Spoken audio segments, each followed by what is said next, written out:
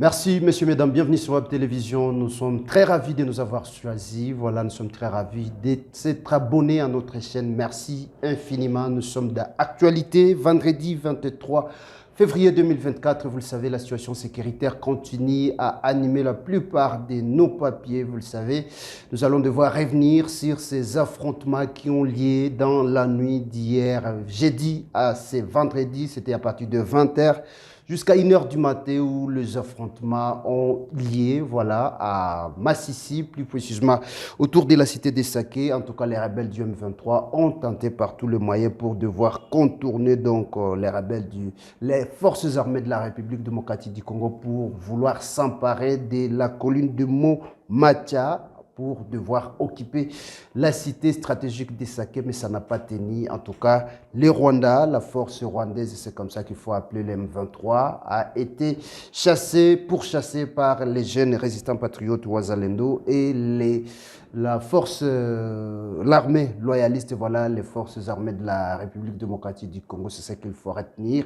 Les M23 qui a bombardé d'ailleurs, qui a largué comme toujours de bombes en divagation dans cette cité stratégique des Saké, cette bombe qui a causé d'ailleurs la mort de 2 enfants de moins de 7 ans, c'est ce qu'il faut retenir. Aussi, il y a eu des blessés. Suivez l'intégralité de la vidéo pour devoir découvrir donc qu'est-ce qu'il y a dans ces informations. Aussi, il faut savoir qu'aujourd'hui, en tout cas, il y a une accalmie qui s'observe sur l'ensemble de toutes les lignes de front. Aujourd'hui, il n'y a pas affrontement, messieurs, mesdames, il faut retenir cela. Sachez aussi qu'en ce qui concerne donc cette crise qui est en train de se faire remarquer actuellement entre la République démocratique du Congo et le Rwanda, cette désescalade militaire. Le président sud-soudanais, M. Salva Kiir, s'est dirigé à Kigali. Il était à Kigali hier. Aujourd'hui, il est à Bujumbura. Après Bujumbura, il devra se rendre maintenant à Kinshasa pour rencontrer le président de la République, Félix Antoine Tshisekedi. C'est toujours à la recherche d'une solution diplomatique à éviter la désescalade militaire. Messieurs, mesdames, aussi nous allons devoir revenir sur les interventions. Vous savez, il y a eu briefing du président de la République hier. C'était co-animé avec le ministre de la Communication, Patrick Mouyaya, le président Félix Tshisekedi. Nous allons devoir revenir sur ces déclarations d'hier. Il reste très ferme dans sa déclaration, soit dans sa prise de position. Il n'y aura pas de négociations toujours. Comme il avait dit, comme il a toujours dit, voilà, il n'y aura pas de négociations directes avec les M23, mais plutôt avec les Rwandais. Les Rwandais qui continuent à piller les minerais stratégiques, c'est une guerre de procuration, c'est ce qu'a dit le président de la République. Aussi, le président de la République qui est revenu donc sur sa promesse faite lors de la campagne, comme quoi s'il y aurait une nouvelle escarmouche sur la ville de Goma de la part de l'armée rwandaise, en tout cas, il va devoir déclarer une guerre. Nous allons devoir vous faire maintenant de l'évolution de ce qu'a dit le président de la République, messieurs, mesdames. Aussi, Félix Antoine Tshisekedi a reconnu que les M23 y a passé 9 mois à Kinshasa. C'était sur appel du ministre de l'Intérieur à l'époque, Gilbert Kankonde. Tout cela, nous vous prions donc de partager le plus que possible notre vidéo tout en vous abonnant à notre chaîne. Si vous êtes nouveau, en activant la cloche de notification pour ne plus rater nos prochaines publications, messieurs, mesdames.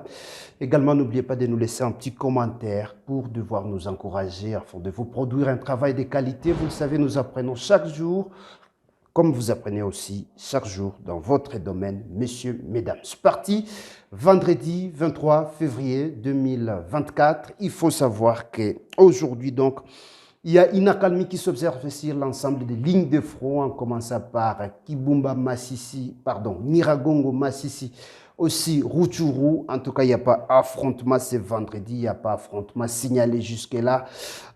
Messieurs, mesdames, mais ce qu'il faut savoir est que hier, dans la nuit, c'était à partir de 20h passées jusqu'à 1h, il y a eu des affrontements entre l'armée rwandaise, c'est-à-dire les terroristes du M23, soutenus par Kigali, qui ont tenté de déborder, messieurs, mesdames. Nous sommes plus précisément dans la cité stratégique des Saké. Les rebelles du M23 donc, ont tenté de déborder à travers la colline, ou soit les monts Macha. En tout cas, les forces armées de la République démocratique du Congo n'ont pas eu pitié, voilà, soutenues par Jeunes résistants patriotes Ouazalendo n'ont pas eu pitié de pourchasser l'ennemi. L'ennemi a été pourchassé dans des collines. En tout cas, les affrontements ont continué, messieurs, mesdames. C'est ce qu'il faut retenir. Les affrontements ont continué jusqu'à donc à Lutobogo, aussi chez Madimba et vers chez Kanvé, autour de la cité, jusque-là, voilà, des saquets, c'est ce qu'il faut retenir. C'était jusqu'aux environs de 1 heure du matin. Comme je vous l'ai dit, en tout cas, nous sommes dans les groupements des Kamuronza, plus précisément dans la chefferie des Baoundé, en territoire de Massissi. Messieurs, mesdames, c'est ce qu'il faut retenir. Aussi, sachez que toujours en rapport avec les M23, dans la cité des Saké, il y a eu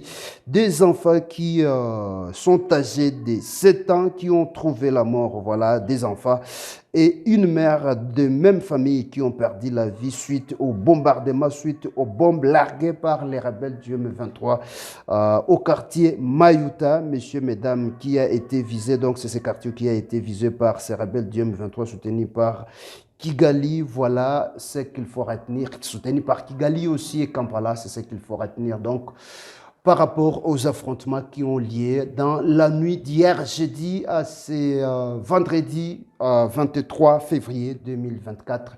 Messieurs, mesdames, une accalmie totale, c'est ce qu'il faut retenir. La situation semble être calme aujourd'hui, même s'il y a eu des affrontements hier, les rebelles qui voulaient à tout prix récupérer cette cité stratégique des Saké, des affrontements ont été signalés, mais l'armée loyaliste a contenu, comme toujours, l'ennemi. On attend voir dans l'opinion publique congolaise, on se demande pourquoi toujours l'armée ne veut pas attaquer et pourchasser l'ennemi une fois pour toutes. En tout cas, l'armée, les forces armées de la République démocratique du Congo qui restent sur ses défenses, messieurs, mesdames, tout en observant l'ennemi, ça fustige d'ailleurs la plupart, voilà, l'ensemble des Congolais. Voilà, une frange de l'opinion congolaise. Messieurs, mesdames, j'y arrive. Aussi, en rapport avec cette crise du Rwanda, cette crise du M23, vous le savez, la guerre du M23, en tout cas, vous le savez, il y a des tractations politiques, des tractations diplomatiques. Vous le savez, l'Union africaine, le Conseil de sécurité des Nations Unies, en tout cas, on est en train de se mobiliser. La communauté internationale ne cesse de se mobiliser pour devoir éviter la désescalade militaire, une crise régionale. Vous le savez, le Rwanda, l'Ouganda, aussi le Burundi et la République démocratique du Congo sont engagés dans cette guerre. Il y a le Burundi qui est aux côtés de la RDC, alors que Kigali et Kampala continuent toujours à collaborer pour devoir soutenir les rebelles du M23. Vous le savez, messieurs, mesdames. Il y a le président en exercice de l'Union africaine actuellement, pardon, le président en exercice de la communauté d'Afrique de l'Est, c'est ce qu'il faut retenir, la communauté des États de l'Afrique de l'Est, en tout cas, Salva Kiir Mayardit, c'est ça, est en tournée, il a été hier à Kampala, à Kigali, voilà, les présidents donc sud-soudanais, Salva Kiir a été à Kigali pour devoir rencontrer Paul Kagame. C'est la question toujours, l'actualité, la situation sécuritaire dans la partie Est, la guerre du M23. En tout cas, Salva Kiir a été à Kigali, il s'est entretenu avec Paul Kagame. Aujourd'hui, vendredi, il est attendu à Bujumbura pour devoir rencontrer le général Neva et après il va devoir finir sa tournée ou soit son périple à Kinshasa aux côtés du président Félix Tshisekedi. On ne sait pas ce que ça va donner, mais en tout cas la guerre risque d'embraser la région, voilà. Mais on espère encore revenir sur les voies diplomatiques. On a encore un peu de confiance. On laisse l'État au temps, messieurs, mesdames. Et toujours en rapport avec cette guerre du M23, sachez qu'hier, jeudi 22 février 2024, le président de la République, Félix-Antoine Tshisekedi, a eu à tenir un briefing, comme toujours. C'était co-animé, c'était aux côtés du ministre de la Communication et Médias, Patrick Mouyaya. Messieurs, mesdames, le président de la République, Félix-Antoine Tshisekedi, est revenu toujours sur ses promesses de campagne, soit sur ses promesses de campagne, vous le savez, dans la guerre du M23, le président Félix-Antoine Tshisekedi avait dit qu'à la moindre escarmouche, juste une balle, si elle tirait sur Goma ou soit sur les territoires congolais, soit sur des zones contrôlées par les FARDC, en tout cas, le président de la République va devoir réunir les deux chambres, c'est-à-dire la chambre haute, voilà, et la chambre basse du Parlement, pour déclarer la guerre contre le Rwanda. Alors, hier, lors du briefing, le président de la République a dit que les contextes dans lesquels nous sommes aujourd'hui ne permettent pas de mettre en pratique ce que j'avais dit. C'est ce qu'a dit donc en réponse à sa promesse de la moindre escarmouche. Le président Tshisekedi s'est dit être favorable actuellement à la voie diplomatique. Il donne plus de chances au dialogue qu'à la guerre, donc la résolution de ces conflits, soit de cette crise par la guerre, arrive en ségolier, alors que les dialogues arrivent en première position pour actuellement, voilà pour le président Félix-Antoine Tshisekedi. Messieurs, mesdames, il y a eu aussi des grandes révélations de la part du président Félix-Antoine Tshisekedi. Vous le savez, c'est depuis un temps que les pauvres porte-paroles du M23, les porte-paroles militaires, les porte-paroles militaires, j'y arrive, Willy Ngoma, voilà, Willy Ngoma, j'y arrive, le porte-parole militaire du M23, Willy Ngoma était en train de dire comme quoi les M23 étaient accueillis et logés à Kinshasa pendant plusieurs mois dans la capitale congolaise. En tout cas, ces affirmations créaient des doutes, mais hier, le président de la République est revenu sur ça, il a y levé l'équivoque, les M23 a y passé 9 mois à Kinshasa, et c'est là sous la direction, soit sous l'autorisation du ministre de l'Intérieur, l'ancien ministre de l'Intérieur, je rappelle, Gilbert Kankondé, c'est ce qu'a dit le président de la République. Le M23 y était, ou soit la délégation du M23 y était pour chercher à rencontrer le président Félix-Antoine Tshisekedi pour un dialogue, mais selon le président de la République, il a dit comme quoi il n'a pas dit à recevoir la délégation, ou soit les délégués du M23, c'est ce qu'il faut retenir. Donc, en tout cas, c'est une grande révélation, car tout le monde savait que le M23 n'a jamais foulé ses jambes, ou soit ses pieds à Kinshasa pour des éventuelles tractations, des éventuelles négociations. Je rappelle que depuis ce temps, les M23 étaient encore cantonnés dans leur camp, soit dans leur position de Tchanzo. C'est ce qu'il faut retenir, messieurs, mesdames. En tout cas, c'est une information qui fait la haine, c'est une information, un véritable coup de tonnerre. C'est ce qu'il faut retenir, messieurs, mesdames. Aussi, sachez que le président de la République a dit qu'il reste, il campe toujours sur ses positions depuis l'Union africaine jusqu'à aujourd'hui depuis Luanda. Le président de la République reste catégorique qu'il n'y aura pas de négociations directes avec le M23 en soi. S'il y aura des négociations, c'est directement avec les Rwandais, car les Rwandais est les pères légitimes de la rébellion du M23. Voilà, messieurs, mesdames, c'est qu'a dit le président de la République. Aussi, en ce qui concerne la nomination, ou soit la proclamation, la nomination, ou soit la sortie du nouveau gouvernement, le président de la République a dit comme quoi bientôt la nomination. Donc, il y a dans quelques jours, voilà, c'est question de temps. Bientôt, le gouvernement va devoir sortir, donc bientôt la nomination du Premier ministre qui va devoir former le gouvernement. Il est en train d'attendre, c'est le président de la République, Félix Tshisekedi, qui est en train d'attendre juste les rapports de l'informateur. Il a demandé donc à ce qu'on soit un peu patient. Dans quelques jours, donc, le président devra nommer les premiers ministres pour la formation du nouveau gouvernement. Aussi, sachez qu'en ce qui concerne la justice et les dossiers de notre confrère Stanis Boujakera, le président de la République a dit comme quoi il a qualifié, je cite, « Nous avons une justice malade ». Il ne comprend pas pourquoi ces dossiers perdurent. Il va devoir s'y impliquer lui-même. Il a dit qu'il va y porter son nez. C'est comme ça que le président de la République a qualifié, en tout cas.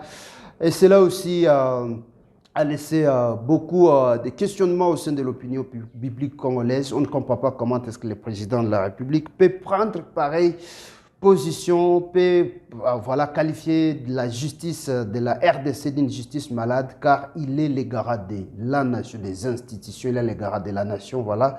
C'est à lui de pouvoir redresser cette justice qu'il qualifie de malade actuellement. Voilà ce que l'on pouvait recueillir dans l'opinion publique congolaise.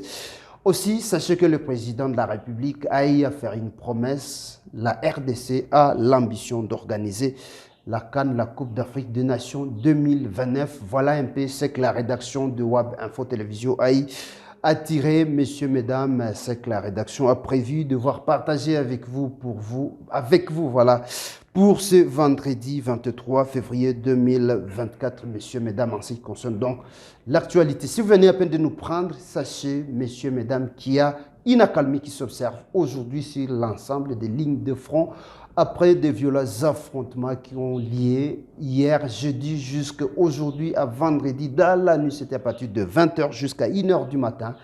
Les rebelles du M23 ont tenté de faire un débordement pour devoir occuper la cité stratégique d'Issaké, mais ça n'a pas tenu. Ils cherchaient à tout prix pour devoir occuper les mots Macha, pour ceux-là qui connaissent très bien la géographie donc du territoire des Massissi.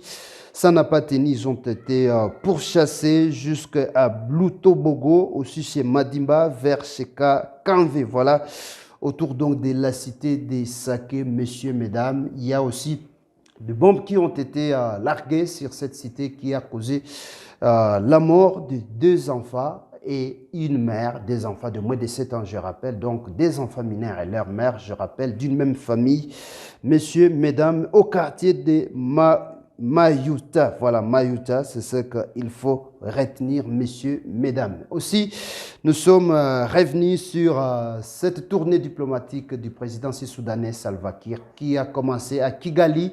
Il est actuellement au niveau de Bujumbura. Il devra chuter à Kinshasa pour rencontrer le président de la République, Félix Antoine Tshisekedi, pour ce qui est donc de la guerre de Kigali, de la guerre de Paul Kagame dans la partie est de la République démocratique du Congo. Voilà, nous sommes arrivés complètement à la fin de notre actualité. Merci de continuer à aimer, à partager le plus que possible notre chaîne, tout en vous abonnant aussi, si vous êtes nouveau, en activant la cloche de notification, messieurs, mesdames, pour ne plus rater nos prochaines publications. Merci, à la prochaine pour un nouveau numéro.